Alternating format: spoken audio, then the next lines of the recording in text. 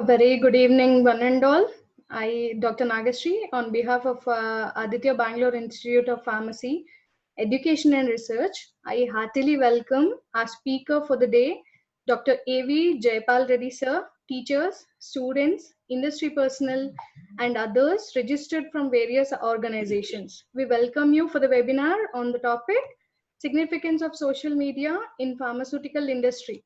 Before I hand over the session to the sir, so I just want to give a brief intro about sir before we start the session.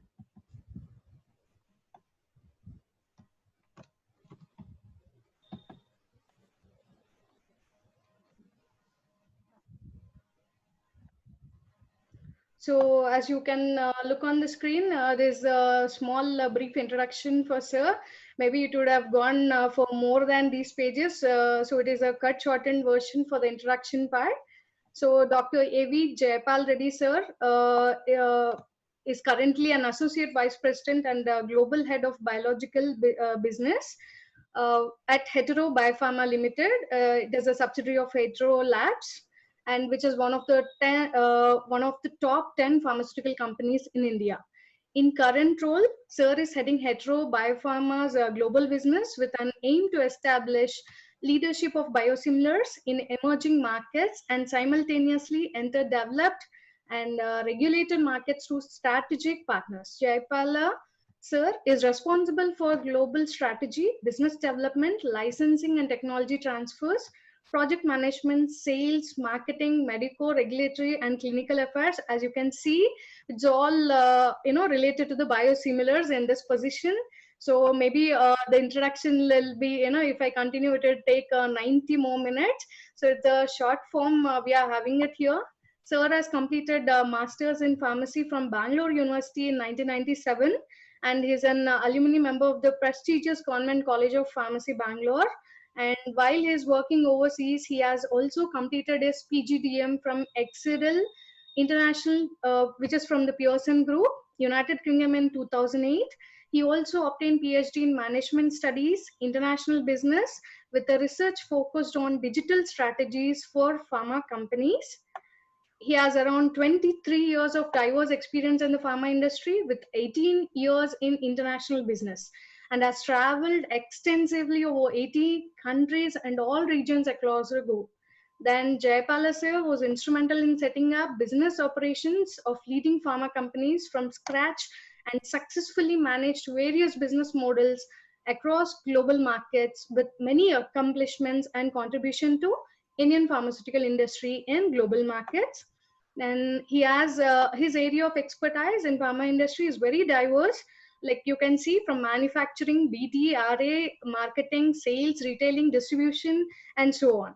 Jayapala sir was also instrumental in identifying countries with entry barriers to localize the products by setting up local manufacturing by identifying potential partners.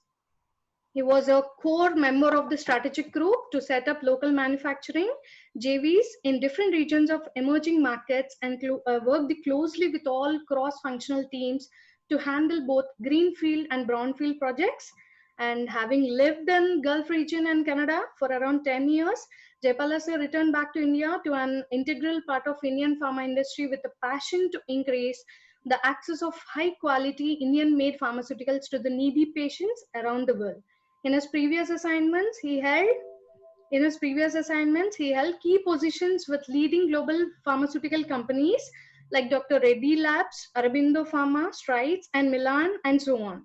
From medical representative to the senior management personnel with the leading pharma companies, this journey was possible only because of sheer determination, passion, and hard work. Jayapala sir has participated in both industrial and academic conferences, exhibitions as a delegate, exhibitor, speaker, and panel member. He has published articles in leading journals, reviewed articles, and also on editorial board of leading journals.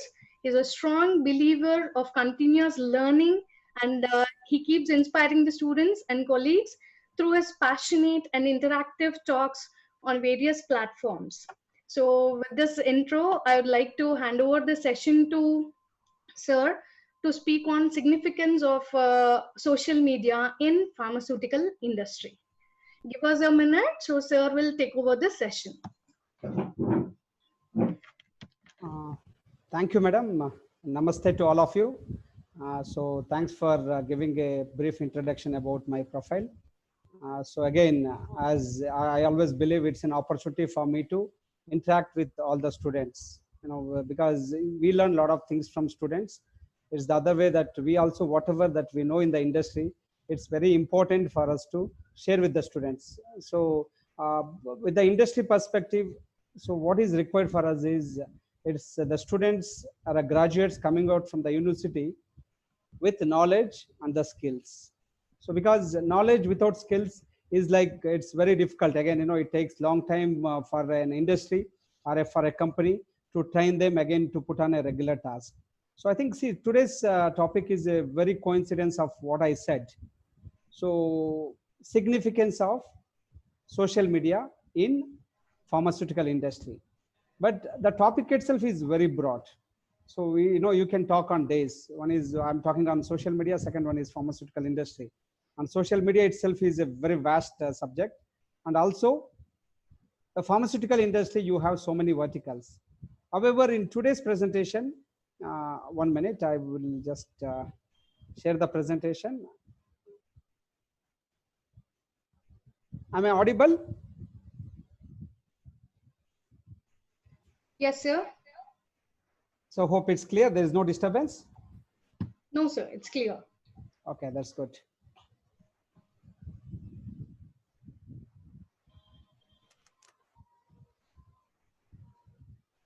So since the file size is big, it takes sometimes to, yeah.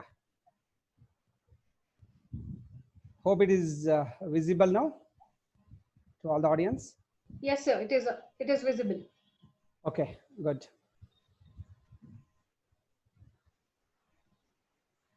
Just give me a minute. Yeah, so welcome pharmacist. Once again, a warm welcome to all of you. So again, we say that namaste. So namaste is a global sign today. Today's topic is significance of social media in pharmaceutical industry. So before I move on to the session, I would also like to request the audience to be more attentive, and wherever they feel that they want to comment something, they can always write their comments, because it is not going to be a very interactive platform, because it is not one-to-one. So but coronavirus has taught us how we can virtually interact effectively and make it more significant. So the topic is, as I said, significance of social media in pharma industry. It's a very vast topic I'm going to talk. But out of the entire topic, I'll be touching in pharma industry perspective, only related to pharma marketing, with respect to the patient.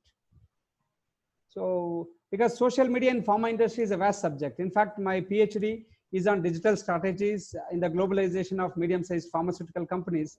So it runs into hundreds of pages and so many articles.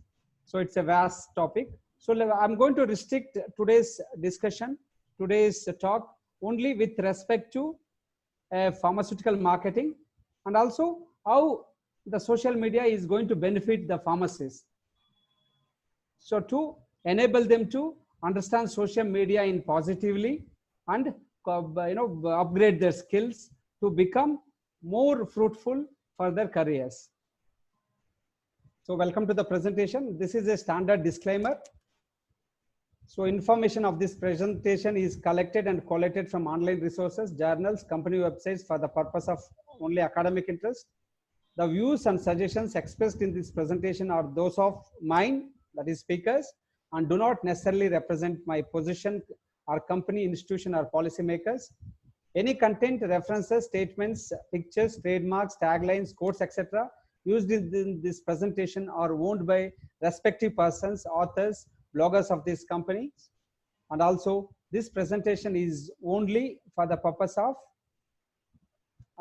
academic, and it cannot be used, copied, reproduced without speaker's consent. So why we use disclaimer? Because when we go on to present our product, present our the portfolio, and when we talk about the marketing aspects of the product, basically we are supposed to use the disclaimer, because our products, our technologies, dossiers is a combination of many things. So basically we use this as a disclaimer to protect yourself. So you all must be thinking, one more bloody boring webinar, and on Sunday, so it's more painful. So you all guys must be cursing, the corona, because I have my kids. So basically from morning to evening, they are, glued to the computer. So in the name of webinars, so from, the school and college. So, and they're bugged up, last 2 months. So you must have listened many webinars on different topics from different speakers. I'm sure many things will be going in your mind, isn't it? Hello? Yes, Yes, of course. Even if I were in your place, I would be cursing, because on a Sunday. But unfortunately, due to lockdown, you do not have any other option other than sitting at home. So be with the phone or with the social media, or you also spend some time to attend the webinars. So some of it's on a lighter side. I just want to make it more humorous. Some of the memes, it must be going through your mind. I like webinars, just not yours. Ends webinar. No, you can just log out, but it is not possible. I'm sure you must be having the attendance, and your college will be having all the details of your attendance, your presence, everything. So, but anyway, don't log out. It's a very interesting webinar. So I'm sure you must be making this face, one more webinar. And some of my friends, if they have received a webinar, they must have misread wine bar. So anyway, it's going to be sort of a wine bar, because it's a social media. It's a very interesting topic. So, and I always say that I love webinars. Webinars are my favorite.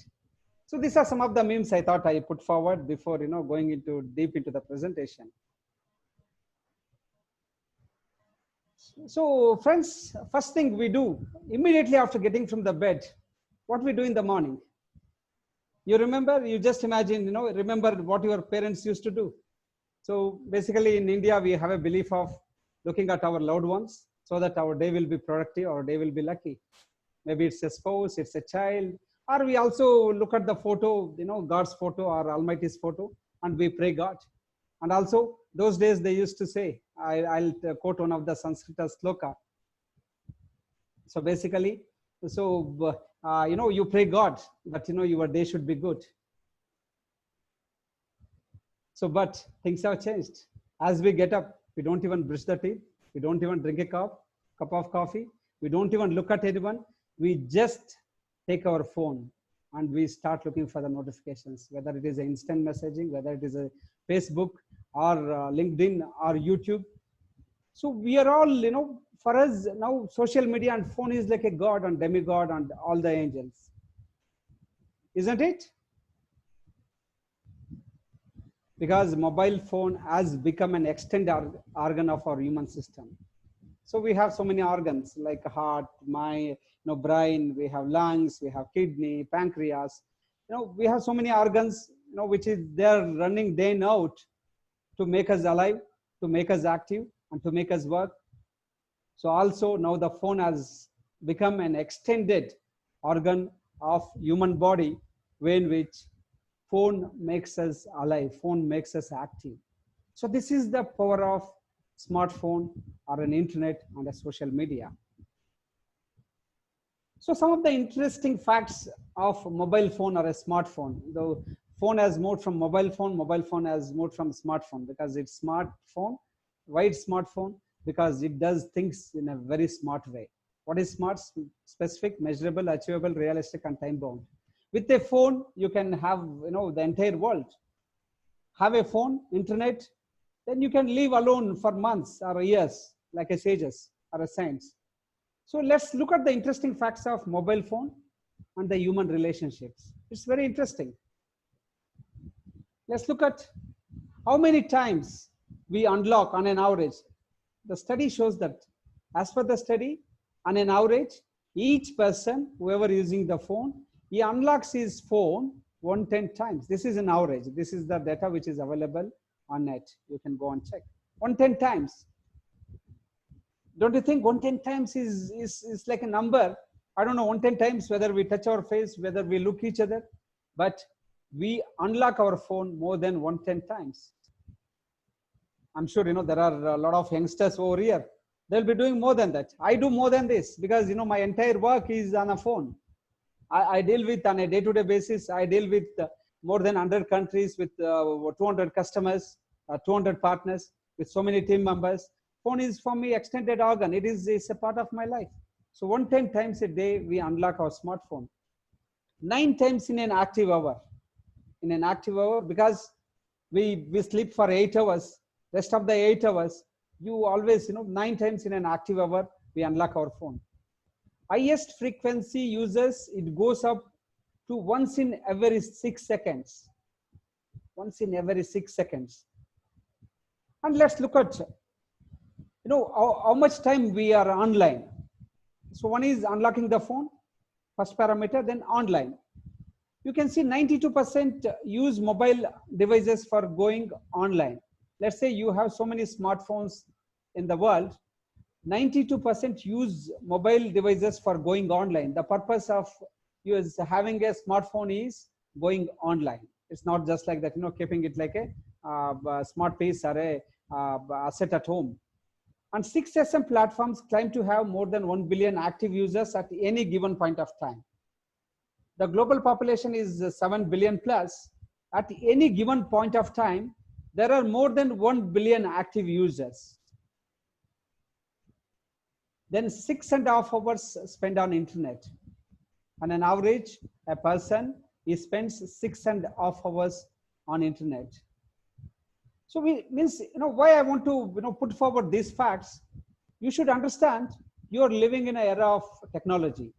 You are living in an era of digital. You are living in an era of internet, era of what we say that world 2.0. World, before technology was different. World after acquiring internet and the social media is different. It is called as a world 2.0. It is not a digital technology, it's world 2.0. So because it is going to play a very important role in a student's life also, which I am going to talk in detail. So let's get into social media now. Can you name these logos? I think the logo is enough. So you don't need to have a name, whether suffix or prefix or behind or top, bottom. Any company, they will have logo and the name. But the social medias are so popular. So even a small child can looking at F, he says that the small child will say that it is a Facebook. Next is Instagram. So what is this? This is WeChat, which is a Chinese app. YouTube, LinkedIn, it's very important. Twitter, Google Plus, and Telegram. So these logos, these images, so they are become a very important aspect of every individual or every professional or every person on this planet. So one or other way, we are associated with some or all of these social media apps, isn't it? So according to me, so we all put the tattoos just to show that what you like, what you love. Maybe sometimes we put the tattoo of our mother or a father or a god or a spouse or your child or what you like. Some people they put flower. So these things, according to me, are invisible tattoos on human mind. Though they are all invisible, so they are so impactful in our lives. So because we basically follow and we are brand ambassador of one of these social media apps. That's why they're called as a invisible tattoos on human mind. So what do we do on social media? I'm sure it's not a new topic. You must be doing the same. But to be on a lighter side, I just want to put in a different perspective. We post, right? We all post on social media. So very, very, very nice meme. I'm sure there are a lot of Telugu audience here, and also many Kannadigas, they watch Telugu movies. I'm from Bangalore. So it's a very popular movie. You all know that, the movie name is Preminchingundamra. It was, it's 2 decades old movie. It's not 2 decades. Yeah, it's close to 2 decades. So it's super hit of Venkatesh. Venkatesh is the hero. And you can see Prakash Raj is asking Venkatesh, ఇంతకీ ఏం చేస్తున్నావు, ఏం చేస్తుంటావు? Then hero says పోస్ట్లు వేస్తుంటానండి. Means I'm putting the post. Ekkada post office lona ledante courier lona? He says no, Facebook lo sir. Means that is a generation gap. What my father or your father thinks that post means, putting in the post office. So but what we mean, it is post. We are posting on a Facebook or a Instagram or LinkedIn or WeChat. We are posting on WeChat, sending messages on WeChat or WhatsApp. So that is post. What we do, we also share our images. On social media, it's a very funny platform. So we share some, we receive some image, and also Instagram or Facebook. So it is very attractive, beautiful, handsome. That is on the screen, but behind the screen is something else. So many people get fooled with the images. So we also fool around many times. So we upload the images. Then we also upload the videos. So the videos of your the favorite sports or a sports person, or some instances like you will find the videos of Yuvraj Singh hitting 6 sixers against England in T20, that has been watched by millions of viewers around the world. I'm sure you must have watched those videos. And the video of Anil Kumble taking 10 wickets against Pakistan, that is watched by millions of people, on the net. So we post videos. And the songs, so the songs that you love, the songs that you follow, you post those songs on the Facebook or YouTube, etc. So technically, what is social media? Social media is a web or app-based platforms designed to allow people share content quickly, efficiently, and real-time basis. You remember just 5 years back, before the evolution of WhatsApp, you want to post a video, you need to have a high-speed internet, data to send a video or an image. We remember, like, posting so many videos in marketing and product campaigns, it used to take long time. In WhatsApp, it is just a fraction of a minute. I would not say it's a minute. You want to upload a video of 10 MB, it truncates and it makes it to a smaller size, and it can send to thousands of people in just less than a minute. So why I said quickly, efficiently, and real time, you get everything on a real time. So now with a Zoom, you are able to view me, you are able to listen to me like audio visual, and you are also able to see my presentation. Isn't it a wonderful thing? So whoever has invented, let's thank Bill Gates, let's thank Mark Zuckerberg. So these are the great people. They have invented a big technologies which are used to do things quickly, efficiently, and in real-time basis. So this is what is social media, and which has given to us, and we do a lot of things on social media. Let's look at some of the statistics. The users of social media apps globally. These are the approximate numbers. I think TikTok, so it's such a wonderful platform. Unfortunately, it is coming from China. Most of the countries, they are blocking TikTok because of its security issues, including US and Europe, and also in India. Many people, they feel that they are uninstalling TikTok because of the security issues. But TikTok is a wonderful platform like Zoom, where you can upload a lot of your videos. You can make memes, you can make a lot of funny videos, and it's amazing platform.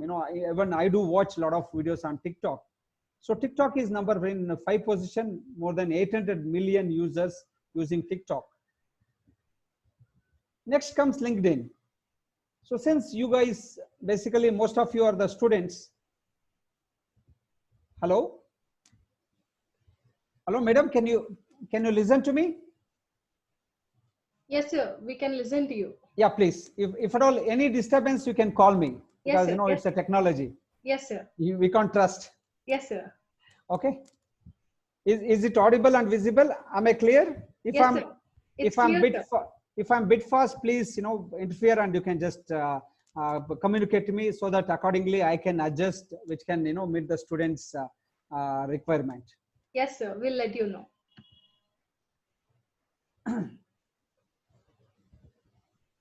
Yeah, so let's look at the next one. Is sorry, the LinkedIn has more than 1.3 billion users, because LinkedIn is a professional app. Only students who are studying in the colleges and the professionals like us who are working in different corporates, so basically they subscribe to LinkedIn. They download the app, web or the app based platform, and basically we start using the LinkedIn to upgrade our professional career. Next is WhatsApp. You all know that WhatsApp has become so popular, then eventually Facebook has acquired WhatsApp. So WhatsApp is a instant messaging platform which can be used both through your computer as well as through your smartphone. Instantly you can send your messages to multiple people. I think due to security issues, now WhatsApp has some limitations where you cannot share with more than 5 users because of ongoing corona issue. It is not only in India, it's worldwide. They have put a lot of restrictions. They have clipped the wings of WhatsApp so that the information is not shared rapidly, because see, information, you have both good and bad information. So WhatsApp has more than 2 billion users. Next is YouTube. Like you all must be using YouTube. YouTube, basically you can upload your video, you can upload whatever that video that you prepared to cook the food, music, the skit, anything you can upload. YouTube has more than 2 billion users, and the largest one is Facebook. So Facebook has 2.4 billion users. All put together, you can see the entire world is using most of the platforms. How popular is social media? Social media, as I said, the global population is 7 billion. Out of 7 billion, half of the population are using social media. Don't you think it is a very, very powerful platform? Powerful than anything in the world. Social media is so powerful because 50% of the world's population, they are actively using social media. So social media can break or make. 49% of the total population, as I said, they're active on social media, and the growth, it is growing almost a double-digit growth, 9.2% growth in total numbers of social media users. In the years come, the entire world except the infants will be using the social media, because infants are also considered in our population. 1 in every 11 people on this earth is on Facebook. So imagine Facebook has huge impact on every human being. So more than 2.5 million websites have Facebook integration. So basically, once there are close to 2.5 billion users on Facebook. So what companies they do? They integrate directly into the Facebook, which I'll be talking into the next slides. So there are not only these apps. You'll find multiple numbers of the social media apps which are available. Some are free to download. Some you may have to pay a little bit of depends on the app that you want to use and depends on the purpose that you want to use those apps. So these are some of the apps that are freely available on social media. So let's get into teenagers. What teenagers do in social media? 22% of the teenagers, since most of you are not most of you, all of you are not teenagers, so we've already crossed that age, but this is for your brothers or siblings at home. 22% of the teenagers log on to their favorite social media site more than 10 times a day. This is again one of the statistics. 75% of the teenagers now own cell phones. You remember those days, if our parents ask what you want, especially like now I'm nearing to 50. So they used to ask, what do you want, especially being a teenager? We used to say, okay, get me a cricket kit, get me the volleyball, get me a football, or get me a bicycle. We can't afford to have a bike as a teenager till 19, until going to the college. But the current generation, they request their parents to get the cell phone, that to an Apple or a Samsung, not below that. That too very expensive. So that is the influence of mobile phone and the internet on the teenagers. 51% of them are using always, they'll be using the text. You ask, what are you doing? They'll not even listen. They'll be just smiling. You thought, they're very happy, but they're not happy with you. They're happy with texting with the friends. Sometimes they're sad. And you should see their expressions. It's when I travel outside in the airport, I'm a person who always wants to study the human behavior. in the airport, in the metro train. So they'll be just like that. They'll be smiling. They all of a sudden from, they'll be in a different waves of, the life. They'll smile. Sometimes they become upset. Then they become anxious. Sometimes I've seen people started crying. They don't even look at the people around them.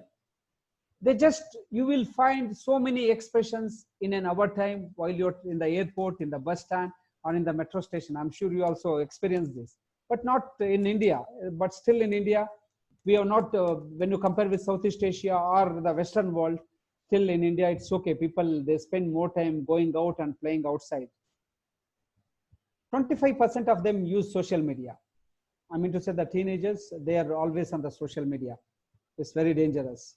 24% of them use for instant messaging. As I said, the instant messaging apps are WeChat and the Telegram and WhatsApp. They use, these are some of the statistics which is available on the line. So having understood some of the basics of social media, let's get into the next level of the learning. So as I said, social media can be breaker or maker, isn't it? Hello? This is very important for all of you to know that how effectively you should use social media for learning, for earning, and for growing in your careers, or joining and growing in your careers. So today I'm going to talk with a lot of experience. I'll bring in my journey of non-phone to phone, non-internet to internet, and non-social media to social media. Because as I said, last 24 years I've been in industry. When I joined, we were not having any telephones. Like, my first telephone I started using when I was in abroad, or else while I was working in India, I was not having any, even not smartphone, even a normal phone, handset, we call it as a handset. Let's see how it's going to make or break. So you all know that, we used to get a lot of chats just, 2 months back, that because of the onset of Corona, you all know that we are living in the era of Corona. We say that we used to have AC and BC, after Christ and before Christ. So we are living in a AC 2020. And now exactly we can always classify our era into before Corona era and after Corona era. But currently we are living in the era of Corona, EC, era of Corona, EOC. Now after Corona, then there are going to be a lot of changes. Guys, you will find wonderful things which are going to really have a huge impact on the human lives after Corona. We are living on the era of Corona. So I think you must have received a lot of instant messages, quoting that world is going to end on April 29. I remember during my childhood days, way back, 30 years back, we used to have, some incidents of plague and some incidents of smallpox and all. And my grandparents, they used to say, world is going to, end soon. It's like a doomsday. And I have seen people, cutting their sheep, goats, and chicken, and they started eating, thinking that world is going to end. We had something real, the similar panic 2 months back that after Corona, world is going to end. But that is the panic. This is the impact of social media. And also people started spreading rumors. Bill Gates is behind COVID-19's origin because coincidentally he had delivered a talk in USA in one of the healthcare platform, where he has spoken about the virus which is going to come sooner or later by 2020. It was a coincidence because Bill Gates is a founder of Microsoft. He has founded such a wonderful organization where we are all using today. Second, he is also one of the biggest donor for the funding for healthcare programs around the world, including the HIV, hepatitis, and so many diseases. So then their theories linking Microsoft co-founder to virus flood social media. It flooded social media. Over 16,000 FB posts in single hour were shared 9 lakh times, close to million times. And also they started sharing the video of Bill Gates speaking 5 years back. This happens in social media. So these are some of the negative areas which I am going to take on the social media, just for you to understand before we move into the positive side of the social media. And also the WhatsApp messages claiming There is a lot of treatment. It started with BCG vaccine, hydroxychloroquine, azithromycin, lopinavir, ritonavir. They were so volatile. Being in pharma industry, I have seen many people used to call me, our relatives, friends, the elderly people, can I take hydroxychloroquine? Can I, take BCG vaccine? I said, no, don't do that. Because people started receiving those messages, and we all started believing that. We started believing that whatever the information available on social media is true and correct, which is not right. You have to be very wise while interpretation of these messages or the information. And also, just to avoid all these things, just to overcome this, Google immediately they came out with a platform. They wanted to have a fact check, because Google was not having a fact check, and immediately they started working on this. Other darker shades of social media. So I'm sure most of your youngsters, we used to have a bullying those days. It was a verbal bullying, physically in front of you. That was very difficult for youngsters to tolerate. I have seen in my own eyes, a couple of my friends, they quit studies, they quit life, because they could not really tolerate the bullying. But now we have entered into an era of cyberbullying, which is more dangerous than a physical bullying or a verbal bullying. Cyberbullying is on the rise, my friends, and especially the girls report 3 times more harassment than boys. So you have to be very careful. So this is one of the gray and darker shade of social media, where many youngsters, adolescents, even the children, they undergo bullying on the social media, and they get into depression, and they try to take very extreme steps because they cannot tolerate the cyberbullying. So as I said, the cyberbullying on online harassment is when a person is threatened, harassed, humiliated, embarrassed, or otherwise targeted by another person using the internet, interactive and digital technologies. And also, you all know that inside whatever the data that you have entered into the internet, into the social media, is impossible to delete or remove. So be cautious. So use social media for your the progressive things, not for a destructive. Always use it for a constructive purposes. So especially you all are youngsters, you are in college, so adrenaline is pumping in your blood, so that you want to do everything. So those days we used to go for outside trips. So we used to spend every 3 months, all of our friends, we used to travel out.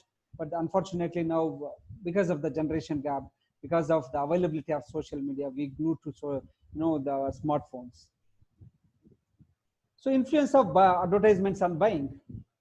So like how many they have lost crores of rupees, lakhs of their hard-earned money, because of the fake advertisements which are spread on the social media, saying that okay, you invest 1,000 rupees, I'll pay you back 1,000, 10,000 rupees in 1 year. It is not even double; it is 10 times or 5 times. I think many of the youngsters, they play rummies. So they go online, they go virtual games, they use their cards. End of the day, majority of them are cheated online. And also that is because of the advertisements. What is impacting our lives is the advertisement. So morning to evening, you open any app, you'll get an advertisement. So those days, earlier days, I was also wondering what social media companies, will get in return, because they've invested billions of dollars. Then we have realized, they make money through selling our data, making our data available to all the prospective marketers to sell their products. It all, because the algorithms, they use the algorithms on the net to gather our data and our behavior, our interest, and they sell the products. Simple. You go to online and you search, I want to travel to Hooty. Which are the best places to see in Hooty? You see automatically on your Google app, on social like Facebook app, you start getting the messages, you start getting the advertisements. These are the good hotels to stay in Ooty, these are the good places, these are the good travel agents, and also you get a make my trip advertisements. Why? because you have shared your interest. You have shared your interest on social media that you want to travel, you want to make a travel. So with that, it's not only, you also get a genuine advertisements, but along with the genuine advertisements, you also get a fraudsters, and also you get the fake advertisements in which they trap and they try to clone your card, and they try to misuse your cards and your funds and your time. Next is, so I think it is self-explanatory. So the Facebook, it makes and breaks the relationships. So people don't speak to their partner's parents on the phone so much any longer. You know that. So we try to post. We try to post our the feelings. We try to do instant messaging because it is free of cost. Only what is required is a smartphone and the internet connection. Internet connection is cheap.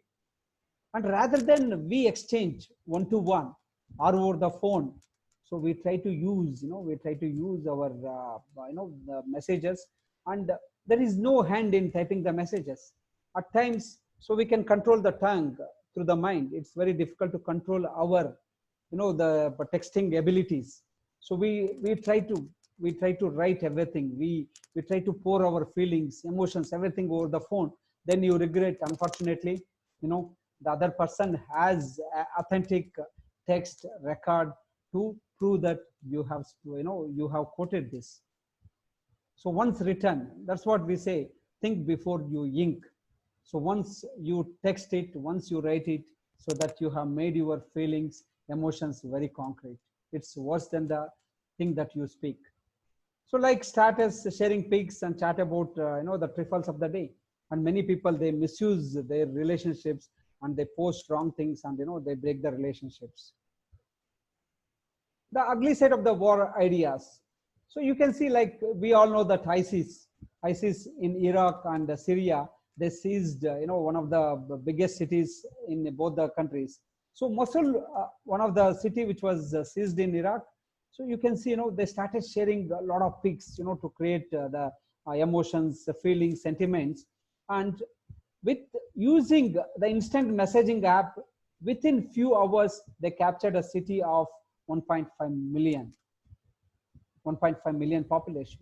You can see how they use the instant texting app across the groups of ISIS, and how they captured 1.5 million. Just 2,000 people, they captured 1.5 million, the population city in just couple of hours. That was possible because of the social media power. Then the ugly side, war of ideas. That, as I said, many of the terrorists around the world, they threaten. How they threaten? I think you all know, looking at this video. Simple. So ISIS, they used to terrorize people. They used to terrorize people by just killing them, and posting the videos on live. And they terrorize the countries. They've terrorized the countries. So these are some of the videos which was sharing across all the social media platforms. And also, like just as 8-9 months back, we all received this video of a New Zealand local. He live streamed the slaughter of 49 people at 2 mosques in Christchurch in New Zealand, and has shined a spotlight on how terrorists employ social media, and they terrorize. What it's terrorists? People who terrorize anyone. They do not have any religion. They do not have any country. These are the people who terrorize. They're called as the terrorists, according to me. And they're using social media very effectively, and it's very impactful. So this guy, even he went on to display why he wanted to kill the people with his gun, and he was on live for a couple of hours, where he was live streaming the entire video of his killings, which was ruthless. The ugly side, this has happened in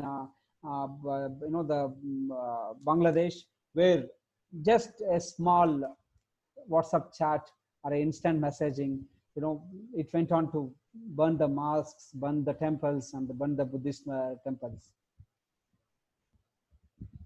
So again, it is coming from Bangladesh.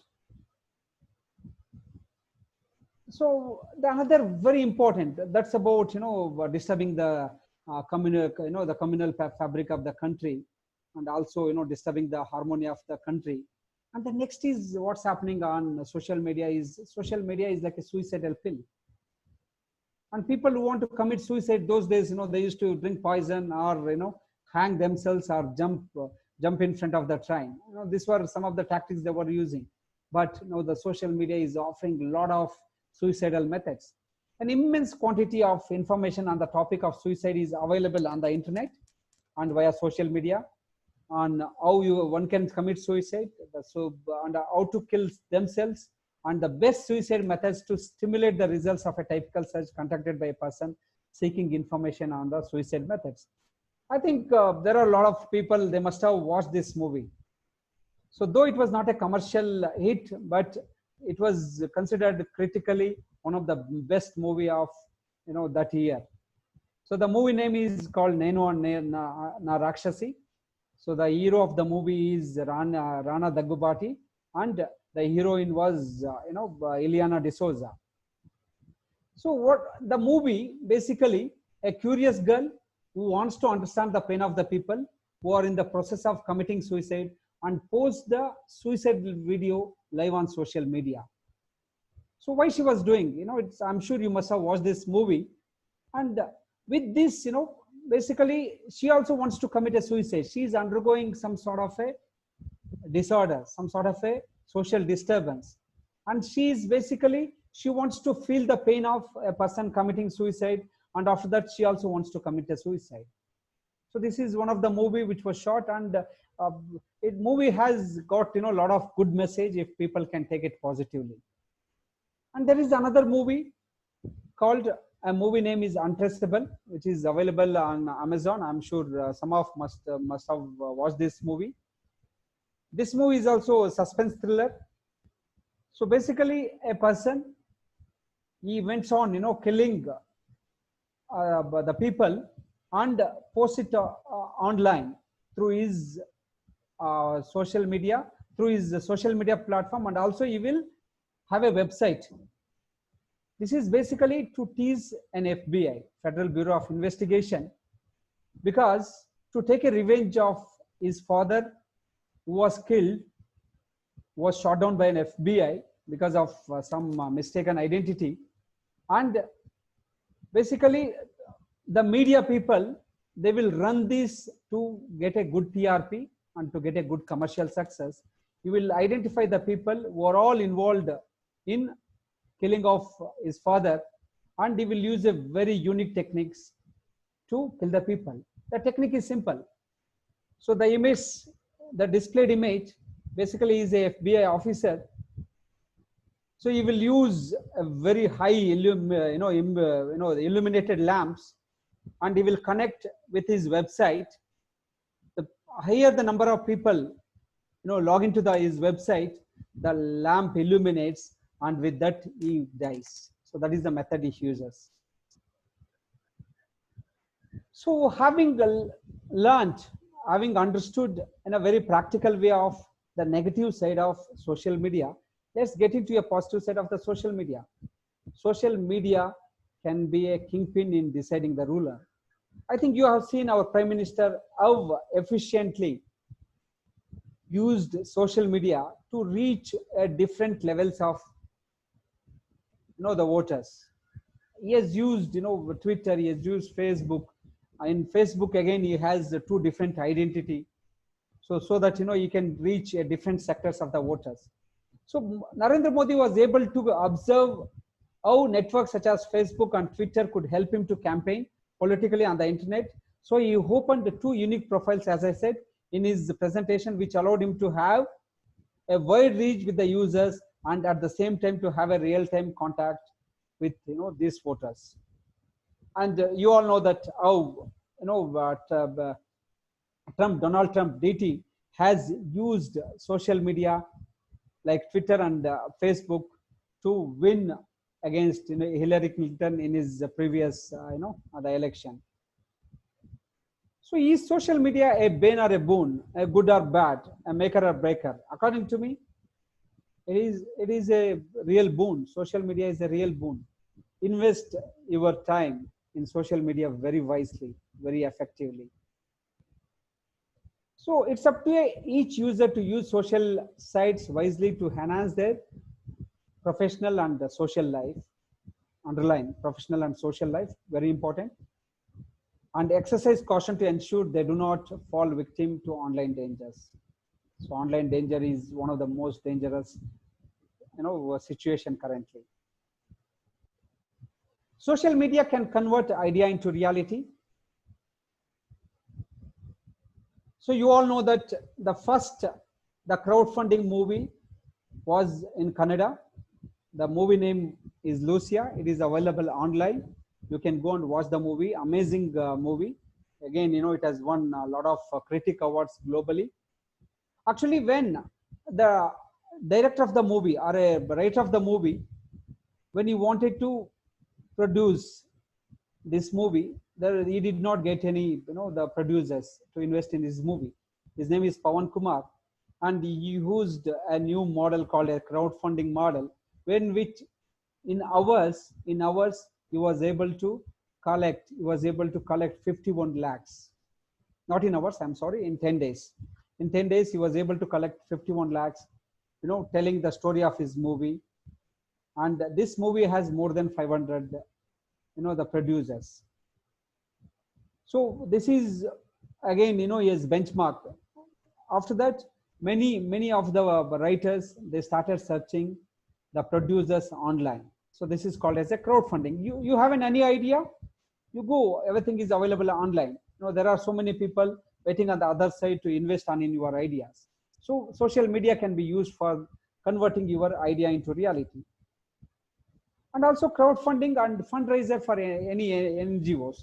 I think you must have come across with many apps, including an app like Milap, where it is a social, it's a non-government organization, not for profit, where they are doing a lot of social activities. So people who have in need of, the funds to get a treatment, especially critically ill patients, infants and elderly people, they can log into Milap. Their Milap basically connects with millions of the users around the world, where they do funding to treat the patients, to help the patients to get a effective treatment. So this is Milap. As a student, you can start involving in all these things.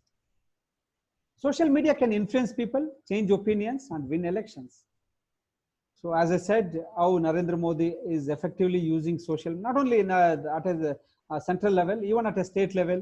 So there are a lot of CMs who have used social media very effectively to win the elections. Conventional, it is basically using your conventional wisdom and a digital technology is the need of an hour to win the elections and to win the people and win their ideas. So these are some of the leaders who are using social media globally. And this is data which is available online. I thought I'll share it with you. So Hillary Clinton has 41 million users, followed by Joko Widodo of Indonesia, Donald Trump of America, Narendra Modi of India, and Barack Obama of United States of America, ex-president. He has the highest followers, followed by Narendra Modi. So, you can build your own brand through social media. So let's look at how social media can make an individual brand to earn millions. You all know that Priyanka Chopra, so she also acts in Hollywood. She has a fan, the following of close to 52.2 million. So which is close to 5 crore people, they follow Priyanka Chopra, not 5 crore people. Yeah, it's close to 5 crore people, they follow Priyanka Chopra. You know how much she earns? She charges 1.3 crores for every single post on social media. Just she says that, I'm spending time with my family. She puts a photo with her husband or with her mother or with her sister. She charges 1.3 crore. Then we have Cristiano Ronaldo, who is world's leading footballer. He has the highest followers as a sports person, with more than 176 million followers follow Cristiano Ronaldo. He charges 6.73 crore, close to $1 million. Next, we have our favorite Virat Kohli, captain of Indian cricket. He has 36 million followers. He also charges close to 1.3 crores for every post that he posts on social media. Social media can help to market your products virtually, economically, and efficiently. I think most of your youngsters, how many times you have gone to showrooms, unless you want to spend your times hanging out, sipping a coffee, having a pizza, or having a idli.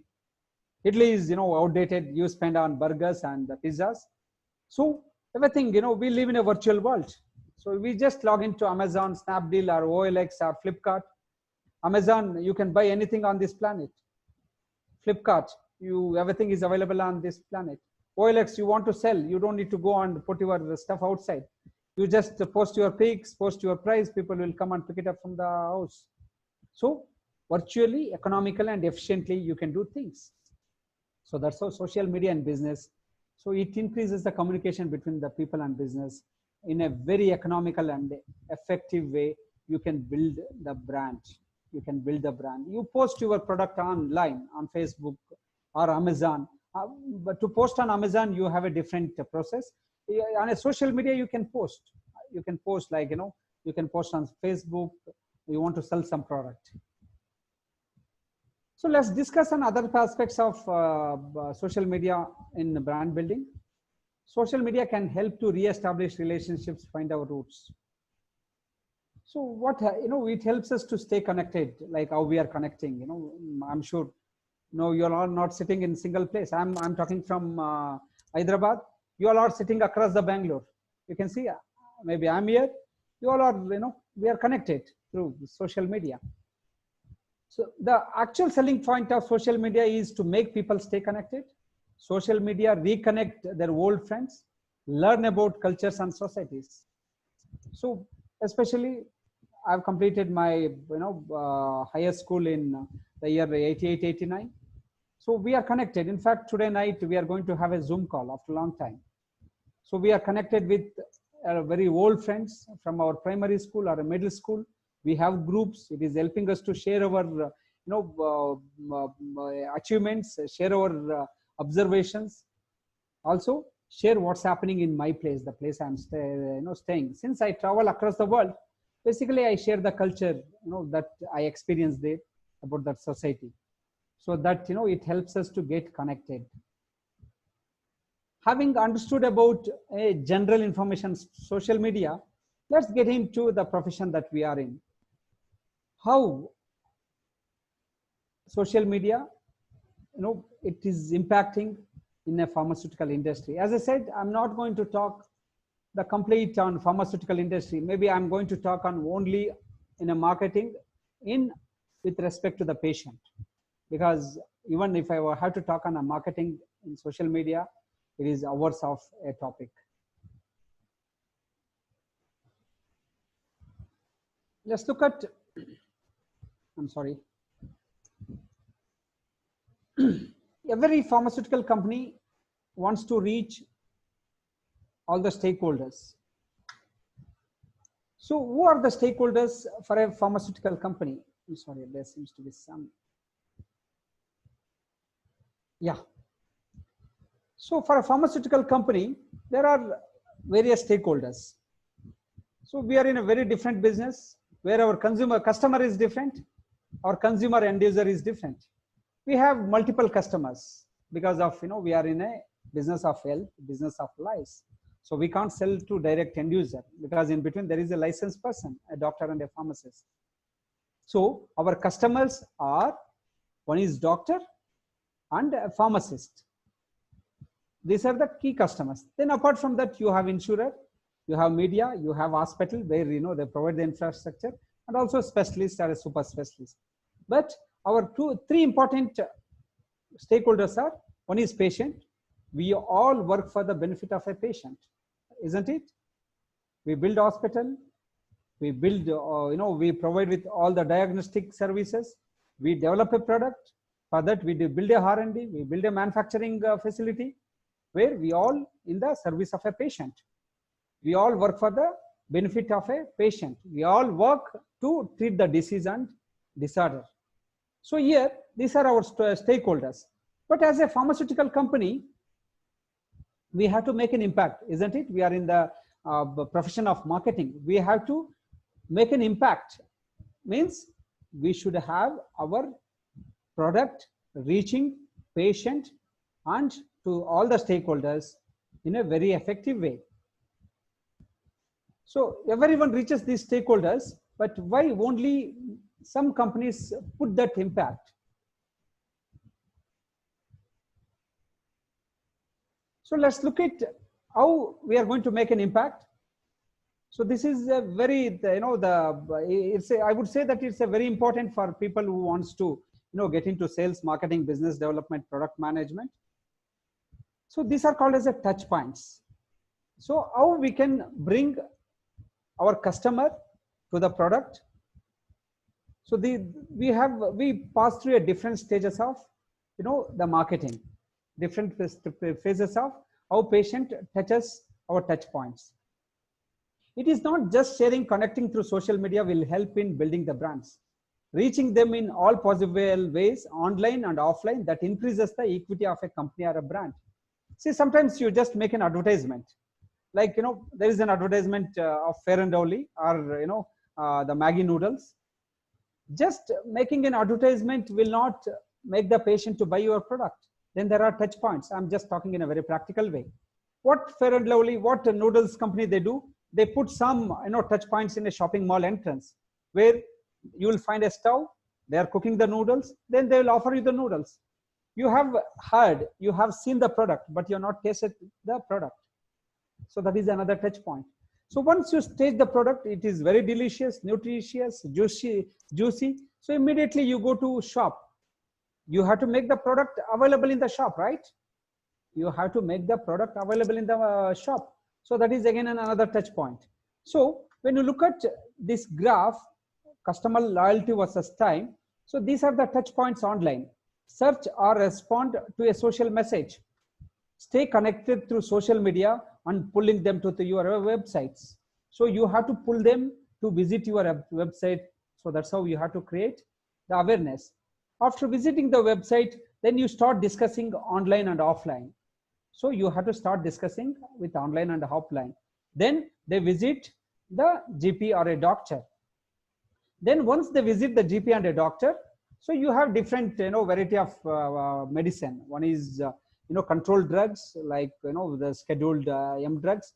Then you have prescription drugs, schedule C drugs. So then you have a OTC drugs where, sometimes we also call them as a OTX, like multivitamins, which are prescribed by the doctors, the dermaesthetics, which are prescribed by the doctors. So those things are called as a OTX drugs, which are prescribed by the doctors. So here, by engaging them online, here what will happen? You see, you have to share them the relevant content and showcasing as a reliable partner for useful information.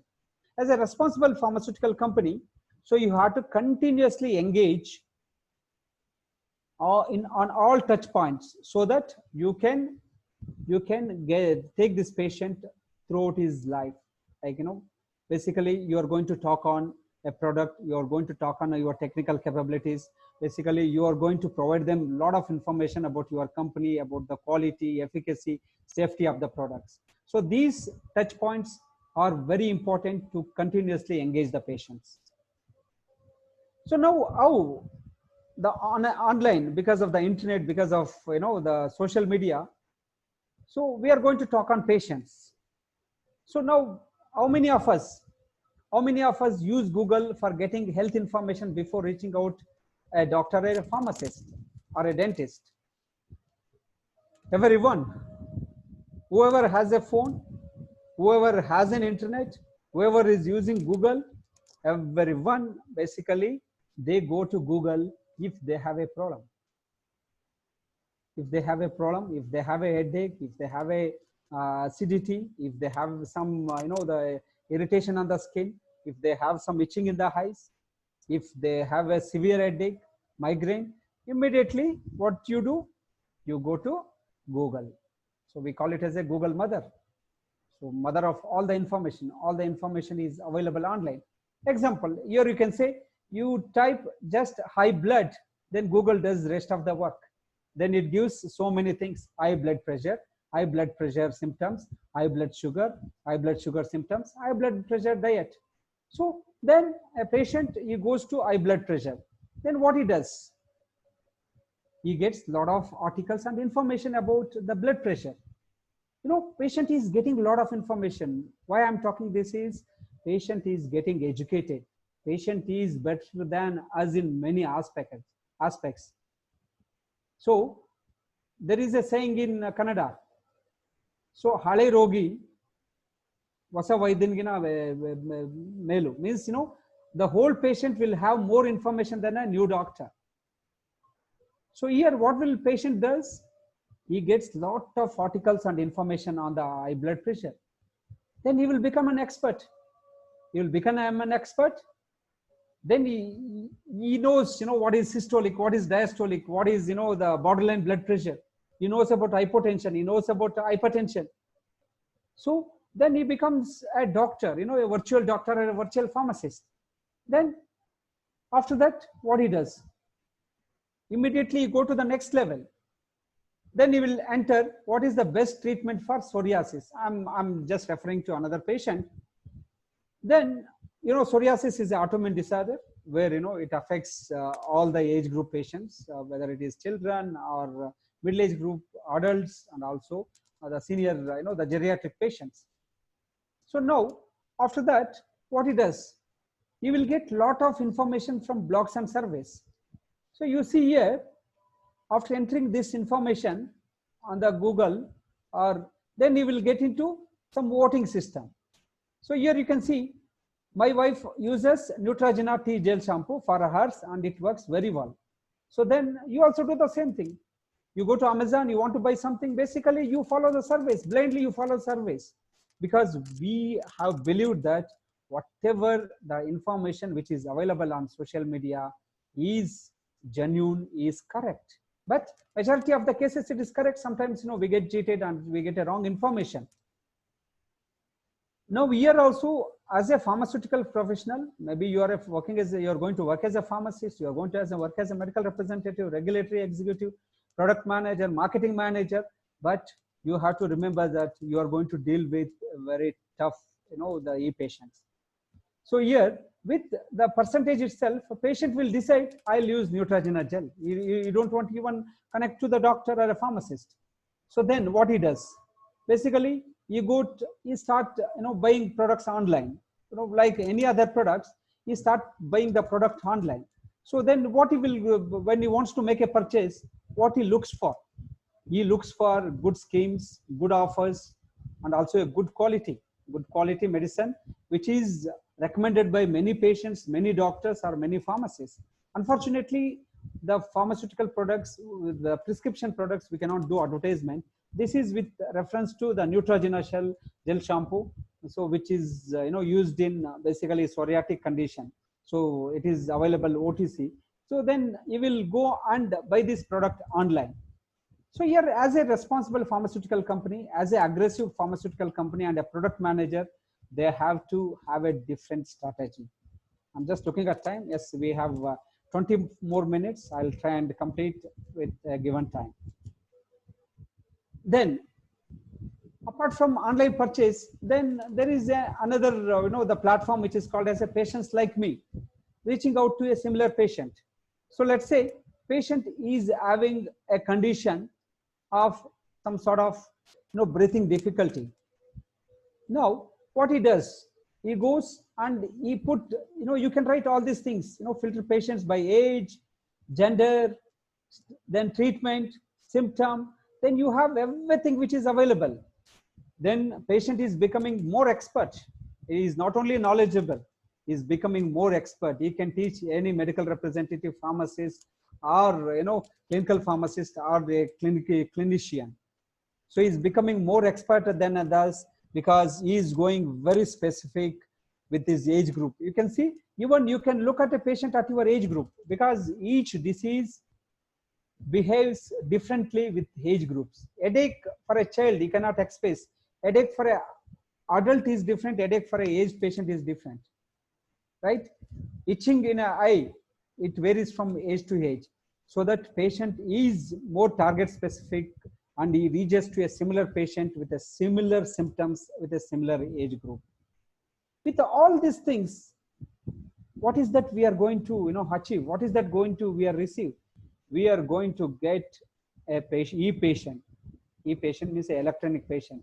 We have already entered with an era of e-patient, where e-patient is loaded with, is engaged, is 24/7 is engaged with a system. Basically, it is a phone or a the laptop or a computer system. He is empowered. He is empowered with a lot of information. He is empowered with a lot of information. As I said, he is having electronic gadgets to basically to understand everything, to measure his blood pressure, measure the patient's the blood sugar, so measure his mood, and also he is well equipped with a lot of wristwatches, bands, and everything, where he can look at his BP on a real time, and he can get his pulse rate, heart rate, everything is available. How many kilometers he has walked, how many calories he has burnt, all this information is, everything is well equipped and empowered. And also, more than anything, he is an expert in many aspects. So you also feel, many times I feel shame, because the patient knows everything, a lot of information which even I don't know. I know some of the information because he is very target specific. So this is about the e-patient.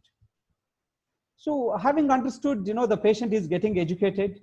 So then how a pharmaceutical company can, manage this. So for pharma company should focus on pharmacist. Let me talk no one what's pharmacist, because you're all going to be a pharmacist. You are going to make the pharmaceutical company. Appetite for a personalized information and a real-time feedback. Now, it is not only, dispensing a medicine. In India, unfortunately, the pharmacist still yet to play a very crucial role compared to, the overseas in the foreign companies, where I was working as a community and hospital pharmacist, where, I had to undergo a pharmacist exam. I worked there as a close to 3 years. I dispensed, I counseled, I'm a proud pharmacist. So where I was able to interact with the patients, and my knowledge on medicine was very good, equal to the doctors, I would say, so that I can challenge. Now, patient wants, his appetite for a personalized information. So just like that, marketing a product is not going to help. So how pharmaceutical companies can do? Since next generation patients are looking at the drug reviews and rating systems, which evaluate value for money and often recommend alternatives to branded medicines. Now, what patients does they do? Once after doctor prescribes the medicine, he goes and purchases the medicine from the pharmacy. After, pharmacist will counsel about the how he has to take the medication, the dosing, what the drug interaction, all those things will be counseled by the patient. After that, the patient comes back home after spending huge money for buying a branded medicine. Then patient will log into the company website. Patient will log into the company website, and what pharmaceutical companies are doing? Pharmaceutical companies on their websites, on their product websites, basically they have a separate blog place for the patients, where patient can load their prescription, because pharmaceutical company cannot share a lot of personalized information unless they have the details of the patient, medicine, and the doctor and the pharmacist who has prescribed and dispensed the medicine. Where once patient upload the prescription, then patient will get a lot of information of the drug, that the doctor has prescribed and the pharmacist has dispensed. Here, the patient is basically getting a information which is not available outside, very personalized information. Now, not all the pharmaceutical companies who want to attach to their patients to become their long-term customers, basically they share a lot of information to the patients which is not available online. Then active participation in care and treatment. You remember those days in our college days when we had to go to bank. So basically we had to withdraw some money. You have to go early in the morning at 8:30 and stand in a queue. That was a traditional brick and mortar, the method. Now what banks evolved, the last 2 decades, there is a huge evolution in banking industry, where from a 9 to 5 bank to, physical banking, now they made it anytime money. You have ATMs where you can withdraw, you can use the card, on a real time you can do a transaction. So same way patients, now they do not have the patience. They expect everything like the way the banking are, evolved. Even with the pharmaceutical companies, patients, they expect the information to be on a real-time basis. As I said, patients expect the same focus on their personal preferences from pharmaceutical companies that they are receiving from other sectors of the industry. So basically, patients focus on convenience and on-demand services for busy lives. So they go to clinic. Now you have a lot of apps where they can get online the appointment from the doctors, where your appointment is fixed through Procto. They go to doctors. They get they are not wasting time. Once they get into pharmacy again, basically they find it very difficult. There is only one or two pharmacists while dispensing. So they want everything, because of that, online pharmacies and e-pharmacies have evolved. Though there are a lot of legal challenges which are going in India on online and e-pharmacy. So because once the online and e-pharmacies comes, it's going to be, it's a debatable subject, which we can keep it for next some other time. So what patients they do, basically they they want everything at their convenience. And what the local pharmacies they are doing, they are delivering to the pharmacies once they upload their prescriptions to their websites.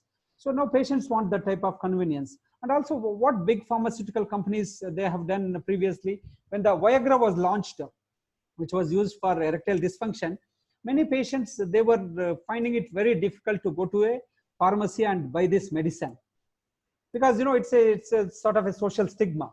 Then when the Pfizer realized, then what they did, so then they started requesting, they came out with an app which patient can upload the prescription, and patients can the pharmacist will deliver the drug into the patient's home at their convenience.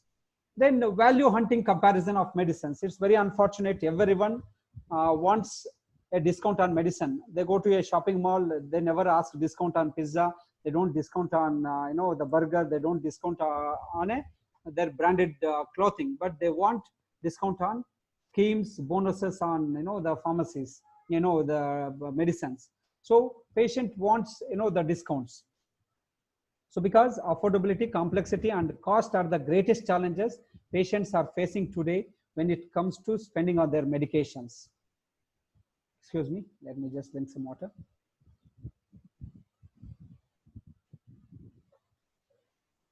So every stakeholder now is better equipped and attached to social media, and we need to harness to take advantage of it. What a pharma company can do. So it's called as a social pharma, as we discussed on the basically the different stakeholders. So we have to connect and engage all the stakeholders. How do pharma companies connect? There are many social opportunities for pharmaceutical companies to connect with all the stakeholders. As I said, we have a different stakeholders from patient, media, hospital, specialist, pharmacist, insurer. So we engage them in clinical trials. We can recruit patients for clinical trials, recruit doctors for clinical trials, recruit pharmacists for clinical trials, engaging with the healthcare providers, raising awareness. So we can recruit the patients for raising awareness. Like today is no smoking day, when which we can take the people who are smokers, who quit smoke and we have a quality of life. They can be an ambassador. They create awareness on quitting the smoking and benefits of smoking, monitoring product safety. So this is called also PMS, phase 4 trials, personalized health solutions, and also accessing to the real world data. So with all these things, so we can connect and engage all the stakeholders who are involved in our business. So who owns this engagement in a pharmaceutical company? In a pharmaceutical company, so it is a brand team, communication team, external creative agency, and medical information and information technology. So these are the people, basically they owns this engagement with the patient.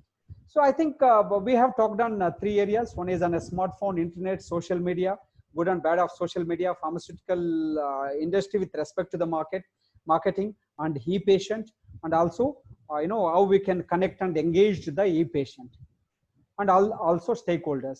So now let's get into, we have another 15 minutes. I'm sure I'm able to connect all of you throughout this session.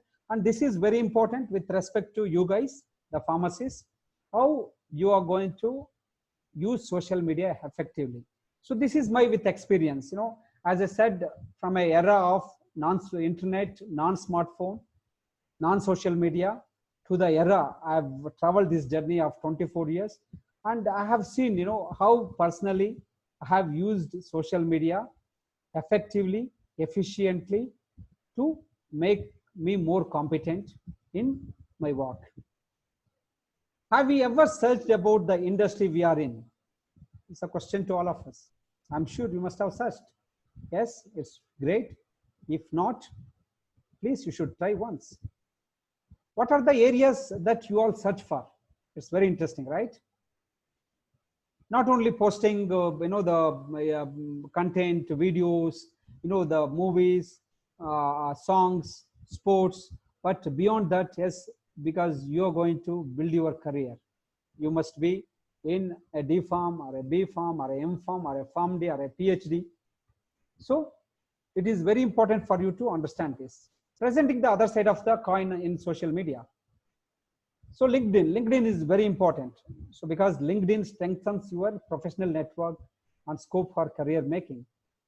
So, the LinkedIn is a platform which is available. If you're not there, go ahead and immediately register on the LinkedIn. Facebook, improving interpersonal relationships, which I'll be talking on each platform in the next slide. So you all must be using Facebook. I don't need to preach about Facebook. E-journals, online courses, because knowledge upgradation is very important, and multidisciplinary, because you are studying various subjects from pharmaceutics, pharmaceutical chemistry, pharmaceutical analysis, pharmacology, the marketing, then accountancy and management. So you are studying various subjects. So it is very important to understand the multidisciplinary knowledge through e-journals and online courses. E-volunteers, real-time experience. You also must be volunteering for the cause, for the social service or the professional service. And blogs. So I don't know how many of you are earning money while learning using blogs. They also serve as a society for betterment. And exclusive pages, of course. So you get current industry updates on various pages. So you are all in college, as I said. Maybe you must be studying D Pharm, you must be studying B Pharm, you must be studying M Pharm, PharmD, and PhD, and also like part-time, you must be studying some other courses. So you're in a college. What you do? You come to college. You come to college. You live in college. Of course, you cannot rag in college now. So, but you come to college to study, right? To study and to get a graduation. How do you study? How do you get a graduation? Through exams. How you get an exam? So you study, you must be undergoing with a semester scheme where you have an annual scheme where you have internals followed by, the theory exam and the practical exam. Then after the exams, what you do? So then after the exams, enjoy vacation, enjoy vacation. But you go to vacation to home with the expectation of celebrating. But unfortunately, you end up, this is a reality. It's on a lighter side. So then what is important? I'm going to talk very important topic to sum up is the internship. So my dear pharmacist friends, so you have two levels of internship. One is a mandate internship. So internship basically for personal growth, training, development, mentor skills, and also voluntary internship. So what do you get out of internship? You get a better career perspectives, because apart from a knowledge, you also get a skill. You also get the contacts. So I'm going to talk on this in detail. So why you should intern? Why you should intern? I still have 10 more minutes. I might extend for another 5 more minutes if I'm not able to complete. So because internship is a book to real world. Applying the knowledge from classroom to real world experience is possible through internship. So though we have, very limited, basically, while I did my M Pharm, B Pharm, I underwent two industrial trainings, two industrial trainings. So, but those days, we were not having opportunities. We were not having those resources. So, but for you guys, you have a lot of opportunities and resources. So gain experience and increase marketability. Not only does this give, an individual's an edge over other candidates when applying for jobs, it also prepares you for what to expect in the field, in your field, and increases confidence in your work. So this is very important aspect. Then networking. There is 1 in 16 chance of securing a job by connecting with the people. So just going with the internet, the internship, you are in, the networking capability increases.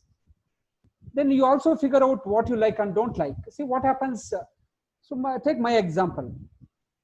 After BPharm, immediately after the exam, I was employed, but I was not knowing, what is right, what I like, where I'm worked.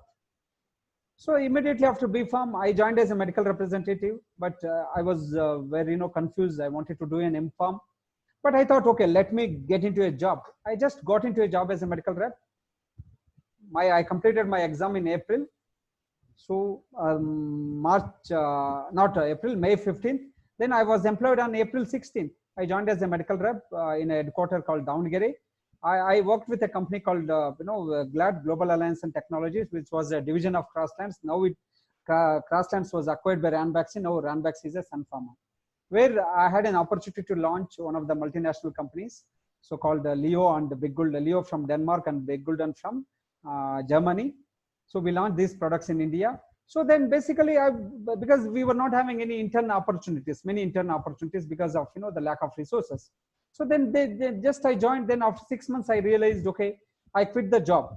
So because I felt I wanted to do an MPharm. But here, what will happen with an intern, with a different intern? You get an opportunity to experience a job. Then you understand what you like and where you belong, and what you're really passionate. So now after that, then I got into MPharm. Then after MPharm, I went into industry. I worked in 2 years. It was not a choice. It was a chance because of my personal and financial obligations. Then I went to Gulf. From there, I worked as a pharmacist 3 years. Again, I moved to sales and business development. Then I realized sales is a job which I really enjoy. Then I continued sales and marketing. But I had to spend 6-7 years. So this is what, very interesting article. Figuring out what type of job you don't want while you are interning can help prevent from you accepting an ill-fitting job when you are graduating. So very important, you take up any internship that you come across.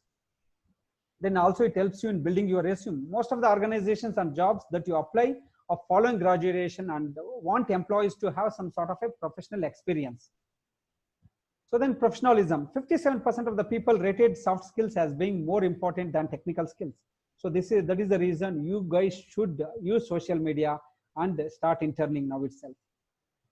So the internship strengthens your professional network scope for career making. I'm taking you with some of the examples. I've just put forward case studies. So Ram is a student from final year BPharm. He is very good in academics. He attempted his tests, unsure about getting internship in good organization. How you can get into internship through social media. Started searching online options. So what he does, Ram has created a LinkedIn profile and uploaded his resume. Few replies he received, he started interacting, improved his network. You just follow, every step. It's with a real-time experience. I have put these examples. Few suggestions on resume was given, opportunity to learn. Started viewing profiles of people who saw his profile, and by looking at the profiles, he started learning how to profile and self-positioning. See, positioning yourself is very important. Your profile and position is very important to get attracted on social media so that someone will hire you as an intern and an employee. So he got an opportunity to internship in a very well-reputed organization, though then he started upgrading his knowledge using his internship. Now, as a responsibility pharmacist, how a social media can help you in getting into a social service. Ram has a very close relative who is suffering from cancer. He wished to gather information about cancer treating institutes nearby his stay. Then what he has done, he has gone to his Facebook account and he searched for a cancer community, active center in the nearest place. So it is called as a community. So with the community, then he was able to understand, which is the nearest hospital, how many patients are there, patients who are the survivors. So then the treatment, the cost, the insurance, and all those things, he got through this. Then he posted his case in the community, his relative's case. And the group members suggested which institutes and doctors treating the cases. And he also improved interpersonal relationships with the doctors, nearby pharmacies, and also he got to know about the cancer in a practical way. Then apart from book, he got to understand a lot about cancer, as I said. Now let's get into how we can learn things. So, I'm sorry. Akash is a pharmacy graduate. He is also interested in digital marketing. So he is also interested in biologics. He wants to know more updates on advancements of biologisms. Being into a professional course, you don't have any direct access to digital marketing, because in student life you have limitations, to get direct access to the companies. So what he has done, he identified an opportunity to learn online, so that he wanted to upgrade himself, so that he can get a provide certification while studying a physical classes, going to a university. He on the go access from, see, the advantage of online classes is it is on the go, on the run, where any device, any place you can start learning. Then he got access to many free journals, got to know latest advancements in biologics. So then adding weightage to resume with additional online courses. There are a lot of online courses available, pharmacists, like you have Udemy, Up to Date. So these are some of the online courses where they are real time, very effective, very short, and very economical. It is not even thousands, it's in hundreds. In fact, I'm learning many courses on Udemy, how to make, content writing, movie making, Sanskrit. Those lot of things are available on online. So that's how you can learn online. Then also, so let's get into how you can upgrade your knowledge. Akash is a pharmacy graduate, has gone through many journals. So he has a sound knowledge on pharmacology. Just give me a minute. So this is basically blog. So with his interest, he learned marketing through online courses. So blogging, you all know that it's a very important, very interesting area where blogging can make you earning a decent amount of money. Blogging can be, social blogging, professional blogging on sports and anything. Knowing blogging as a affiliate marketing, he started writing blogs and started earning his pocket money. Being blogging an open platform, he got pros and cons to his blogs, which again added to his networking. So you can see, like, you can be a guest post, maybe blogging. Your university can create a web page where, you can ask students to blog, their views on a particular subject, therapy, or a disease, or a subject. So blogging makes, while earning, you can also learning. So then also you get, to know about advantages of the product.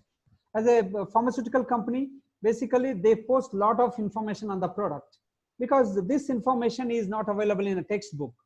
See, what you get from a textbook is a knowledge, and when you get a real-time information from a company, it is a information with lot of concept. Actually, it is not only a information and knowledge with lot of concept, which is important for a person who is going out from the university to know it.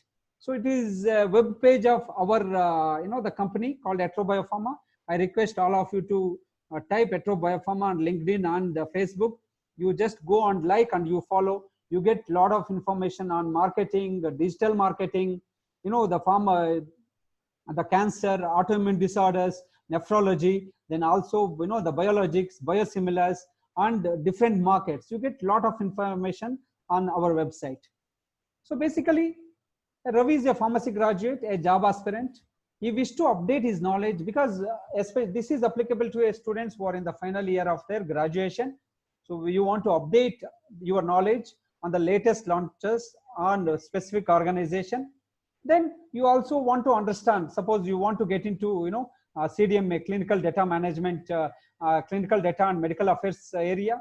So you get a lot of information on clinical trials, medical marketing, etc. So then these business pages act as a mini website with real-time updation on launches and events. An interactive platform, unlike regular websites. Website is basically, it's a one-sided thing. You get only a fixed information, whereas on this platform, you get a very good information with a very quick turnaround time. Then web pages also helps for unique positioning of each organization, that we position ourselves as a company reaching every needy patient globally. Means biosimilars are very complex, very difficult, very expensive products to make, and biosimilars are used in treating a very complex disorders like cancer, autoimmune disorder, anemia. and many other diseases and disorders. So what basically we are positioning, we are reaching every needy patient globally. How? Making them affordable, available, and accessible with a 3M model. So these web pages helps for unique positioning of each organization, like what we are doing, and also enlightens on brand availability across the globe. With single page, we can reach millions of stakeholders across the globe.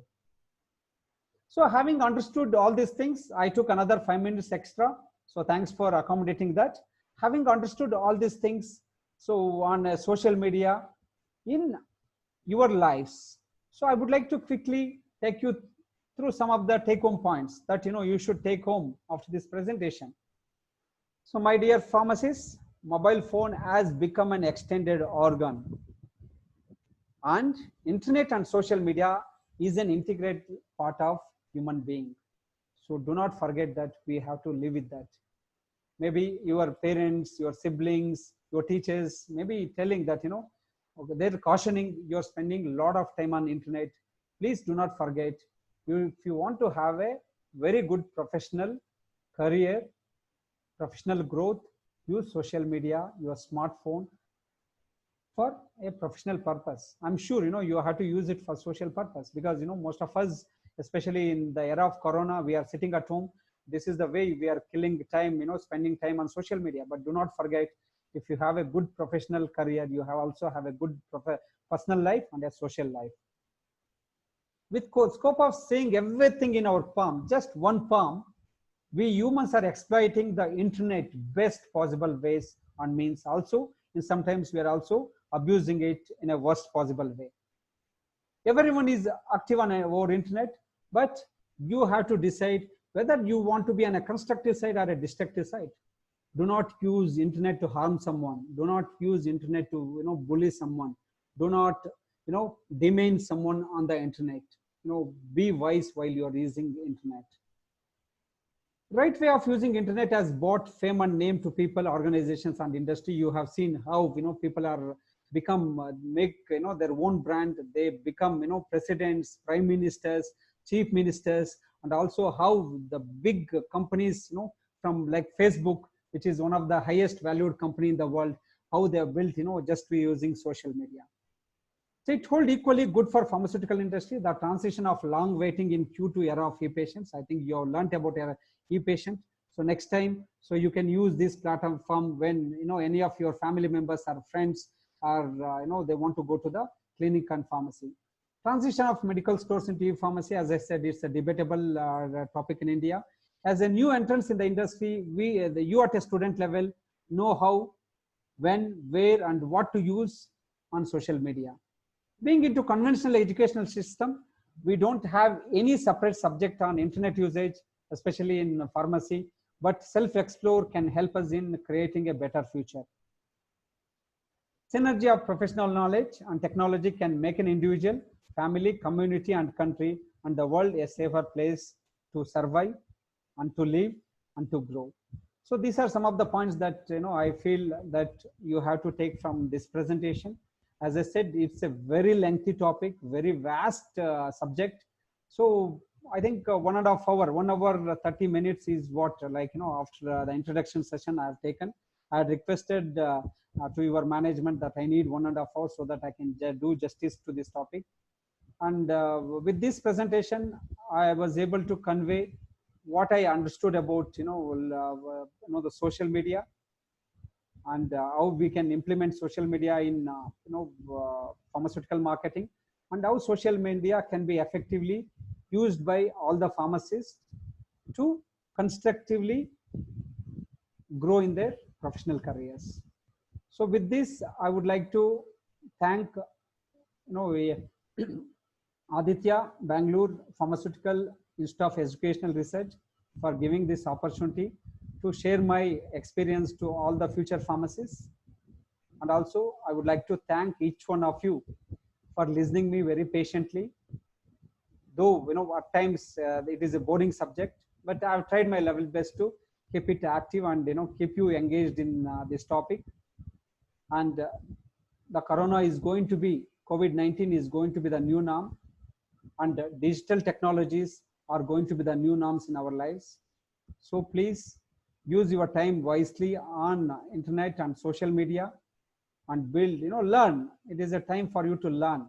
There are a lot of resources available online, which we were not having those days. And learn. While learning, try to earn using, a lot of ways, good ways, not the bad ways. And try to intern yourself. There are a lot of resources available. While studying, you can do an internship, online internship, especially during the vacations, and develop your professional, the resumes very effectively, so that they are very attractive to the hiring companies or the pharmaceutical companies. And pharmaceutical industry is doing a great job in, researching, manufacturing vaccines, medicines to treat COVID-19, and proud to be part of this pharmaceutical industry. And today, India is considered as a pharmacy to the world. So as of now, when you look at the entire world, one of the stable industries is pharmaceutical industry. So pharmaceutical industry offers a huge opportunities, gambit of opportunities to all the pharmacists and the life science graduates, from quality control, quality assurance, regulatory affairs, the pharmacovigilance, the clinical affairs, medical marketing, product management, business development, strategic marketing, then the manufacturing, quality assurance, supply chain, sales, marketing, business development. So it's our industry is very huge, and we all are in very, very, very passionate industry. We work with a high level of compassion, so to treat the patients suffering from various diseases and disorders. So with this note, once again, I wish you all the very best for your careers, for your exams, and for your studies. Thank you very much. Now, if you have enough time, I'm ready to take any questions from all the participants. I'll be more than happy to interact with all of you. Thank you. That was a quite informative and enlightening session, sir. Few people have raised their hands for the questions, and some people have asked their questions. I can read you for that. You can answer. And a few of them have raised their hand. I'll let them speak to you. Yeah, better you can keep it open. So I think if they have time, I'm available here. Yes, sir. Okay, sir. So first question is like how to help, how this topic helps in research, like how social media helps in research was the first question asked in the session. Let me drink water. Research yeah. I can understand, sir. Research 1.5 hours of speech needs a 2-minute break at least. Yeah, research. Anyway, see, my job is only speaking, right? I'm in Yes. sales and marketing, business development. Yes, my sir. asset is just Vak Chaturya. It is just speaking, speaking. Yes, that is what is required for sales. So it's a good question. So let me just So may I know the person who has asked the question? Prakash the Badi sir, he has quoted this question. Have this topic is like it will help in research. Yeah. Okay. So Prakash from your college or industry expert or? Sir didn't mention anything, sir. Okay. Okay. No problem. Yeah. If Prakash is online, so Prakash, there is a huge scope to do research on social media. So I can guide you, because my research, my PhD research is in digital marketing. So with focus on social media in pharmaceutical industry. See, you can take my number, take number, and you can personally connect to me. In case if you are a PhD student, I would recommend you to take a research on social media. If you are a graduate or a postgraduate, if you want to conduct a research on social media, so please, it's a area, because as I said, post-corona, most of the things we are going digital. Our life is going digital. Work from home is going to be the new norm. Have you ever imagined today we are all connected on social media? I think that's enough. There is a huge scope for doing a research in this area. I can guide you. I'll be more than happy to guide you. Sir, a few people have raised their hands, and I'm allowing them to talk to you directly so that they Yeah, can ask their questions or queries. yeah, please, please, madam. Yeah. So Srinivas Chintala sir. Yeah, Srinivas Chintala sir. yeah. You can speak to the speaker.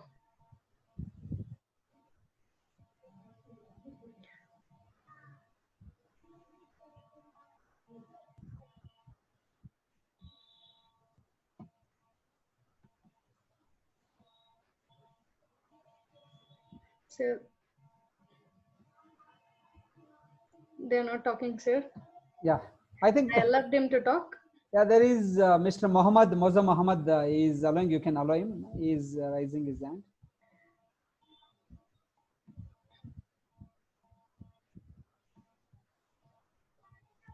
You can allow, you can keep it open so that maybe people, especially students, they have a lot of inhibitions. Yes, sir. Nancy L.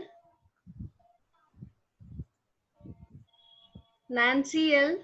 So you have to unmute, madam, you have to unmute. Yes, sir. You have to unmute all. You give access to all. Sir, all at a time, if they talk, it'll be problematic, sir. So I'm allowing only the people who has raised their hand. Yeah, yeah. You can unmute Nancy, and you can Yes, ask sir. Nancy to Unmuted, unmute. sir. Nancy, you have to unmute. Yes, sir.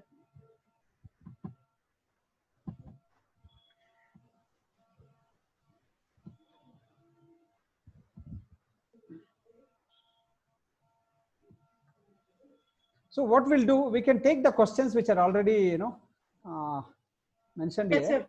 That's better. Bharati. Miss Bharati. Am I audible to you? Yes, yes, Bharati, you're audible. It is quite an interesting session. Probably this is one of the most interesting sessions till now that I have attended, because we have been attending the series of webinars. So with that, I just wanted to know, like there's a lot of, there are a lot of people who writes, content on social media, Instagram or Facebook or whatever. So can we write content on, something related to pharmacy, medicine? Can we do that? Probably giving an information about the medicines, what to take and how to take and all. That's Yes, my madam. Yeah, Bharati, can you just introduce yourself so that I can depends on you. I work as an assistant professor in Aditya institution. Okay, okay. Yeah, madam. See, there are two things. As I said, the blogging. So, in fact, I'm a avid blogger on social media. So, especially on Facebook and LinkedIn. So, we have different topics. So, let's say I cannot write too much medical content about a drug. Let's say we market biosimilars like dabigatran, rituximab, bevacizumab, and adalimumab and trastuzumab. So what we can do on social media, basically we try to create a image of a company. Image, it's a quality image. Okay, we talk about our approvals, our quality, like our infrastructure, our R&D capabilities, manufacturing capabilities, our market reach. So what is the purpose? First of all, you have to understand exactly what is your target audience you want to blog, and what is the purpose. So for us as a pharmaceutical company, as I said, since we are in a regulated profession where we are not supposed to write too much about drug to the public directly, whereas the information is available on data. I think you have seen anything that LBL that we give to the doctors, there are also a lot of information. We have to, in many countries, even to give a LBL, that content will be vetted and approved through a regulatory agency. Means any information about a drug, whether it is a pharmacology, whether it is a chemical, its side effect, we have to take prior approval to a regulatory agency, even to put it in a pack insert in a pack. So now coming to social media, so we can talk on three areas. One is, as I said, a brand building. Second one is quality perception. Third one is basically to give a confidence to your customers, like your customer, doctor, and end user, that yes, I'm prescribing a good product, which is a quality product. And second, for a pharmacist also, he wants to sell on, not sell, like OTX products, so that pharmacist also will feel a confident. And even the patient, since this patient, he goes online and he gets a lot of information, patient have a lot of curiosity for a product that he is using. He wants to know the history of that product, where it is made, where it is sold. All those information we can sell, we can put it on the social media. Social media, whether it is on LinkedIn or Instagram or Twitter or Facebook or our product websites. So this is the maximum information that we can share on social media. Okay, so thank you. Thank you so much. Welcome, madam. Natraj Shetty V. Mr. Natraj Shetty.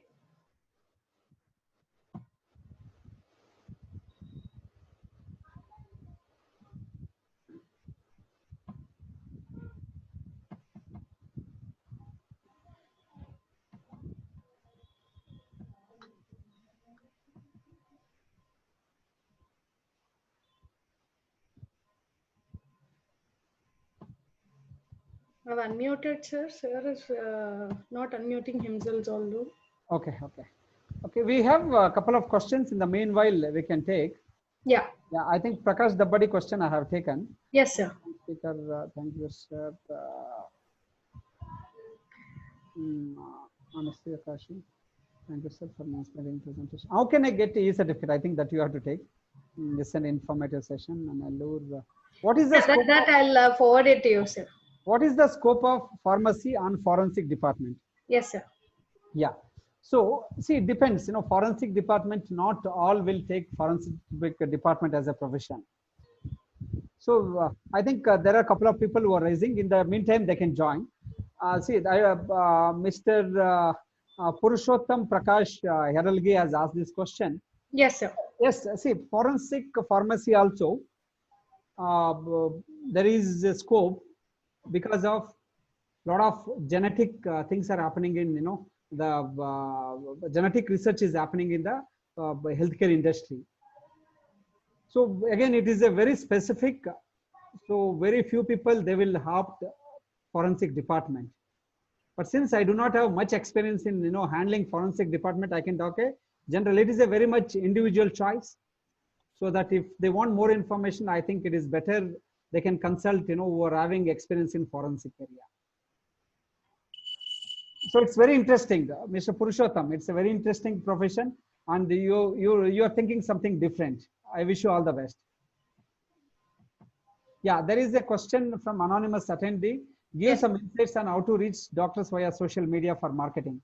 So doctors, see, basically you have to create a web page. We have to create a web page of your company, and you have to, your field force, they have to request doctors to follow your web page. So then doctors will automatically, they will be receiving all the posts, blogs, everything onto their, the account, so that, doctors will basically get all the information. So I'm not getting in a, okay, option for unmute. Dipti. Ma'am, how do we create a blogs? So see, blogs, as I said, I can send a link, how to create a blogs. So to Purushottam can directly contact me. Can a pharmacist advertise a product, medicine or pharmaceutical products? So Walter James of Aditya College. Yeah, so pharmacist cannot advertise a product. See, as I said, a pharmaceutical product is classified into 3 categories. One is a narcotic, which is having a lot of restrictions. Second one is basically a prescription product. Third one is a OTC product.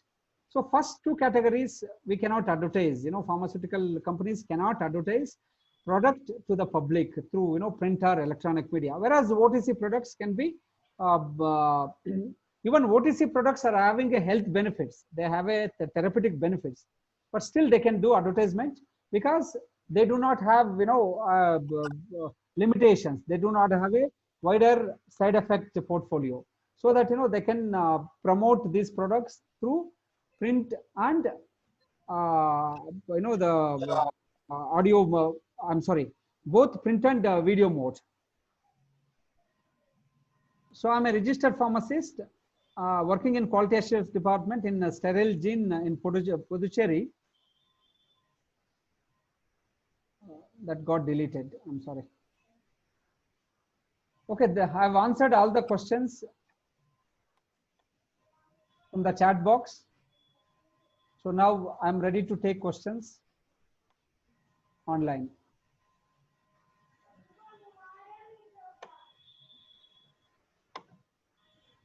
So I would like to read the question.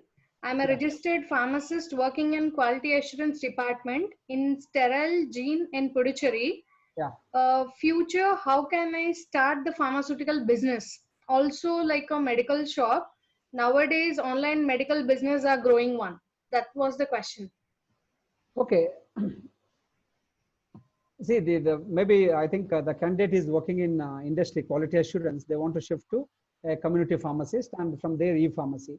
See, Yes. starting a pharmacy, you need to have a good place, with a good population. That is first thing. Location should be good with a lot of population, with the floating population. If you have a floating population, you don't need to depend on a specific doctor or a hospital, polyclinic or a nursing home. So then for that, you need to have a resources. So the first resource is to have a license. So I'm sure being a pharmacist, you already have a license. Second one, you need to have a good building. So a place, as I said, the place, it is called as a 5 Ps. So place. So then third one is basically you need to have that a courage, a passion to serve the patient. Right? Many people, they do not see community hospital pharmacists in a good light. Very unfortunate in India. Whereas community and community hospital clinical pharmacist in the US, Europe, or any country outside India is used as a very noble profession, very competitive profession, and very lucrative profession. Unfortunately, in India, the pharmacy department, the Indian Pharmacy Council, so they have to come out with some sort of regulations which to have some sort of, again, these are my personal opinion, traveling in so many countries. So it's very good that you have chosen the community pharmacist. Sooner or later in India, community pharmacist is going to gain its glory. It's just a matter of time. So you need to have resources. Resources means, as I said, the place, building, the license, and money to have, and more than anything is a passion. Passion to serve your patient, and also your confidence, because in India, community pharmacist is not seen as a very great profession, compared to other professions. So we have an anonymous attendee. Yeah. So send it like, first of all, thanks for your wonderful session, sir. I just wanted to know, how do we really think it's a better scope of social media in pharmacy?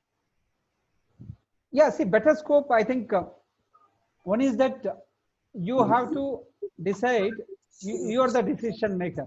You have to decide exactly what you want to position.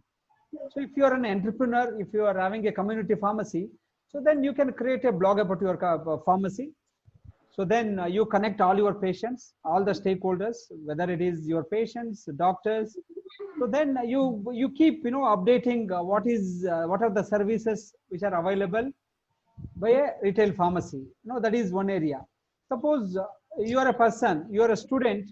So I've already given enough, the areas where you can develop yourself to become a very good sellable product to the pharmaceutical industry. Yourself, you have to create a brand.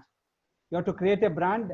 You have to become a good intern. You have to develop your resume. You have to have a very good networking in LinkedIn. So this is how you can use social media.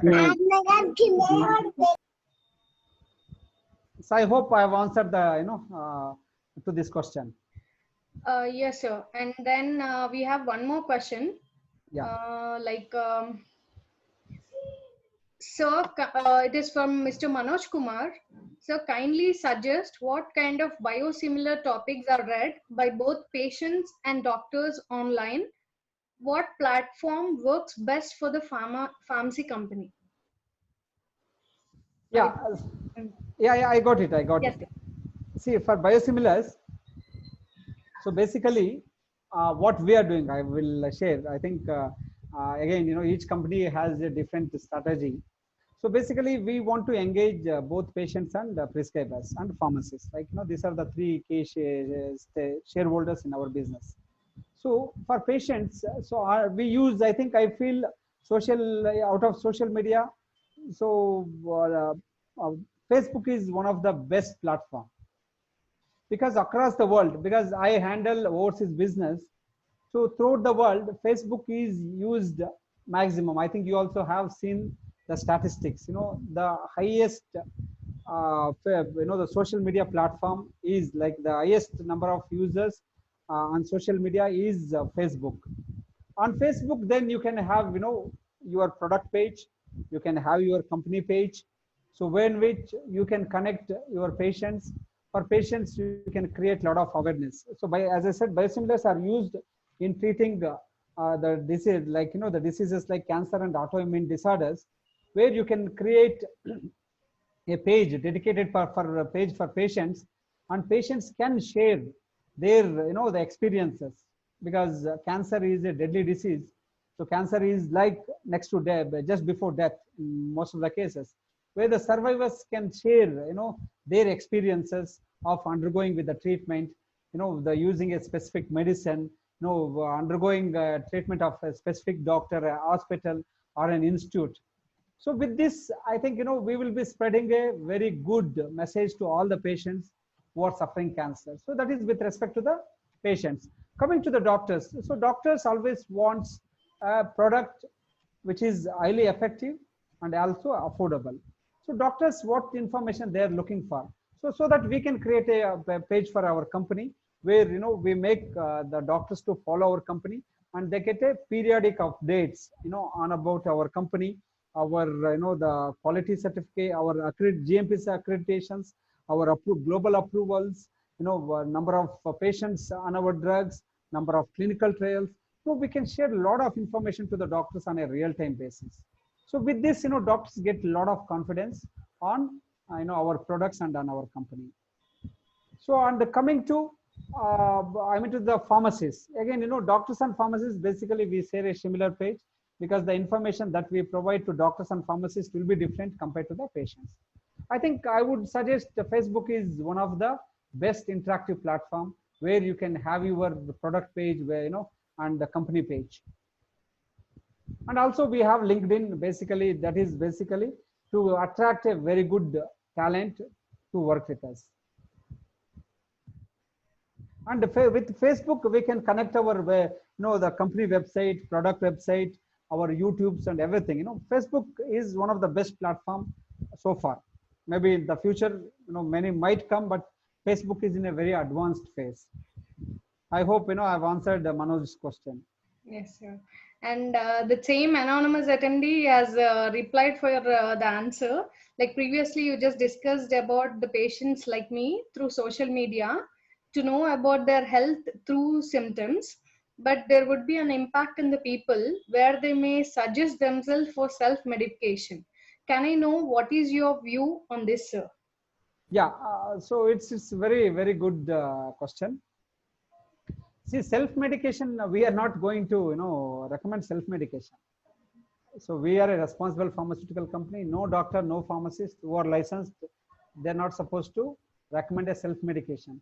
Self-medication, see, the blogs that they have seen on that is basically they're sharing the experiences. So outside India, when you go, you do not get anything without prescription. You need to have a prescription. Coming to India, even in India, there are a lot of regulations.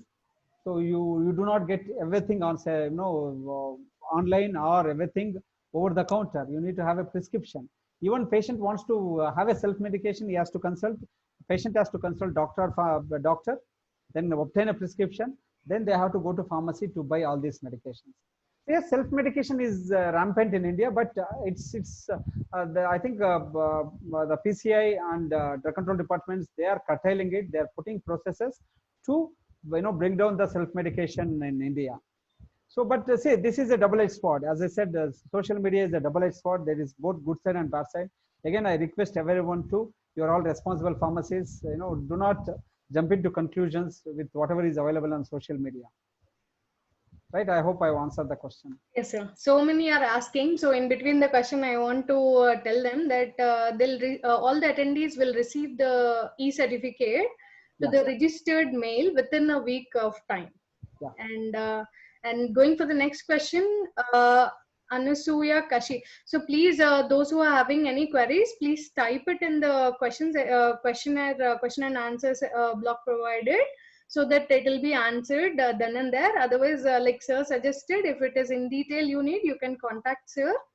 And Anasuya Kashi, she posted that with so much of social media, is it possible that there is an information overload? Can you give us some tips for pharmacy business professionals to enhance or improve their visibility and not get lost in the social media world? Very good question. So, Anusuya, so it's a good question. Let me get into our real time, our real life situations. So I'm sure, you're working somewhere. So you live in Bangalore, if I'm right. So to reach office, the traffic used to, I'm from Bangalore, but I've left Bangalore long ago. 99, I left. It is close to 22 years. I'm staying outside Bangalore. So early we used to have traffic, but today you have overload on the road. But your target is to reach office, reach college, reach your factory on time, right? So though there is a traffic overload on the road, your target is to go to your work, go to your college, go to your university. So end of the day, our objective in life has to be very clear. Our purpose should be very, focused. I'm sure objective should be focused and our purpose should be very clear. Though there is a lot of information available on the internet, you should search for what, because you use search words. You should there is a course which is available online, how to use effective search words. It is just 7 days course. You can go and you can join there. So with this proper search word, you will get a exact focused information. So because all companies, they're working to reach the target audience who is looking for a specific information. This is where a very good social media user, he gets the information that he wants in just a click of his time. So I would request, be specific while searching. You will get information that you are seeking. Like, though there is a traffic, your focus is to go to office. So same way, if you are focusing on some information, though there is a high traffic and high overloaded information on social media, you can reach the target topic. And someone was asking, anonymous attendee, regarding internship for students at this junction COVID-19. See, as I said, there are a lot of virtual companies, who are working. Coming to pharmaceutical domain, I'm sure this is with respect to pharmaceutical domain. There are a lot of companies who wants interns to support them, because so internship, it is a two-way, it's a mutual cooperation. It's beneficial to both. For companies, so they can offload some of their work to an intern. For an intern, at free cost, with a limited time, you get to know about a subject. He gains some knowledge, he gains some skills, he gains some expertise, experience. So everything is available online. So you can approach a marketing companies who are working, in different areas, especially this time, COVID-19. Most of the companies, they are working virtually. So in fact, last 2 months, we have been operating virtually. So working from office or working from home, only laptop or a phone is our life. So we are operating our businesses in more than 100 countries throughout the world, just using laptop, smartphone, and internet and a social media platform. During COVID-19, yes, there are companies who are looking for interns who want to get the work done, who want to share their work with the internship. So if you are specific, then I can recommend, they can be in touch with them. And I hope I have answered that question. Yes, sir. So with this, I would like to wind up the session with a thanking note. It was a quite informative and enlightening session, sir, for all of us. Now, I would like to thank Dr. A.V. Jayapala Reddy, sir, for giving us an enlightenment on the topic. And I thank all the respectable attendees, teachers, students, industrial people, and others who have registered for this webinar session. And last but not the least, I would like to thank Chairman Dr. B.A. Vishwanath sir for Aditya Bangalore Institute for Pharmacy Education and Research for giving me the opportunity to conduct this webinar and encouraging our teachers. And a specific note, my heartfelt thanks for all the ABIPER team, my teachers, students, and the IT department for supporting me for this webinar. And with you guys, it would not have been possible at all. So thanks for support, what you have given. And with your support, we would like to give few more sessions, interesting sessions for you guys. So keep updated with us and encourage us like this. So with this, I would like to end up this session. Thank you, sir. Thank you for being there with us, and all the attendees for their interest in the topic and question session. It all went good. I think we would like to know how this session went by from you guys. Thank you. Thank you. Namaste. Take care. Stay safe. Stay healthy. Thank you, sir. Bye. Bye.